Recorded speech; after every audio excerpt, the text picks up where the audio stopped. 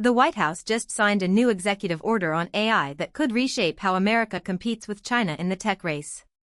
But here's what's actually in it, and what it means for every developer, startup, and tech worker watching this space.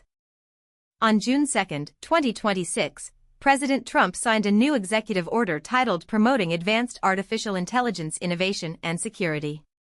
This wasn't a surprise. It replaces an earlier proposal that reportedly contained stricter requirements for AI companies.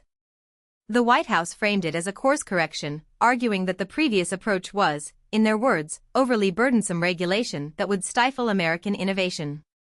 The stated goal is to advance AI while simultaneously strengthening cybersecurity and protecting critical infrastructure. The U.S. government position is clear. They believe America leads the world in AI because of talent and innovation in the private sector, and they intend to keep it that way by staying out of the way. But whether this is wise stewardship or willful neglect of real risks is a question worth examining seriously. This executive order doesn't exist in a vacuum. We're in the middle of an AI spending boom that is accelerating at a pace we've genuinely never seen before. According to data from The Guardian published June 7, 2026, AI expenditure is growing fast and consumer take-up is accelerating rapidly. The charts in that piece show a steep upward curve, not the gentle S-curve of typical tech adoption, but something more explosive. Meanwhile, French startup Zencolab is already using AI to analyze retinal images and detect eye diseases at early stages, demonstrating that real medical AI applications are shipping right now, not as hypotheticals. This is the environment America is trying to compete in, a global sprint where China, the EU, and private actors all have skin in the game, and where the gap between leaders and laggards compounds every quarter. Let's be specific about what this executive order does and doesn't do. The core pillars are advancing AI innovation, strengthening cybersecurity, and protecting critical infrastructure. Those are three distinct goals that sometimes pull in different directions. On cybersecurity specifically, this is actually where some of the more concrete provisions likely sit. Critical infrastructure including power grids, water systems, and financial networks is increasingly AI-dependent, and those attack surfaces are growing. The order appears to direct agencies to coordinate on AI-related security risks.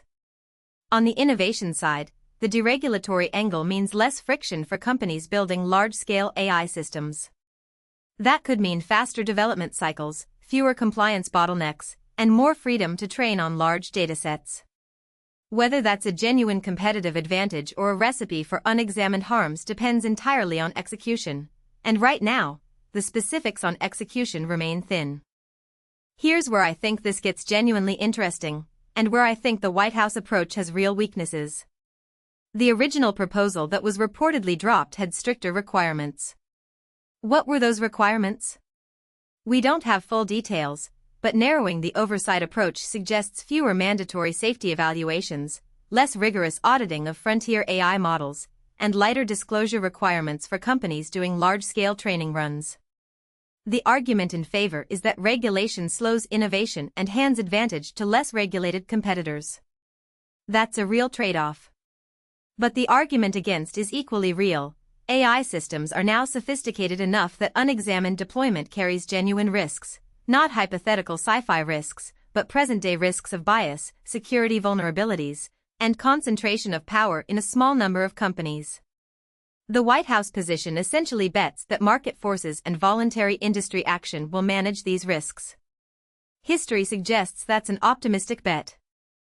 For the tech industry, this executive order is largely good news, at least in the short term. Less regulation means lower compliance costs, fewer bureaucratic hurdles, and more freedom to push the envelope. For startups, it means competing in an environment where large incumbents face less scrutiny, which cuts both ways. On the ground, though, what does this look like? Expect faster permitting for AI infrastructure projects. Expect more aggressive recruitment of AI talent as companies race to capitalize on a permissive environment. Expect continued investment in large model training, data center expansion, and compute infrastructure. And expect the gap between AI leaders and followers to widen, because the companies with the most resources will be best positioned to move fastest in a lightly regulated environment. The executive order essentially bets that America's competitive advantage lies in openness and speed rather than careful governance. Whether that bet pays off is the defining question for the next several years of AI development. The June 2026 executive order represents a clear bet that American AI leadership depends on minimal friction, not careful oversight. In one sense, this is a pragmatic response to genuine competitive pressure. China isn't waiting, and regulatory paralysis is a real risk. But in another sense, it's a gamble that the benefits of speed will outweigh the costs of unchecked deployment. The AI boom is accelerating, real applications are shipping, and the stakes are rising every month. We'll find out in a few years whether this lighter touch approach produces genuine American advantage or simply American recklessness. The difference between those outcomes depends entirely on whether the companies and agencies involved choose to build responsibly even without being forced to. I don't think that's a bet we should be making by default, but that's exactly what this order does.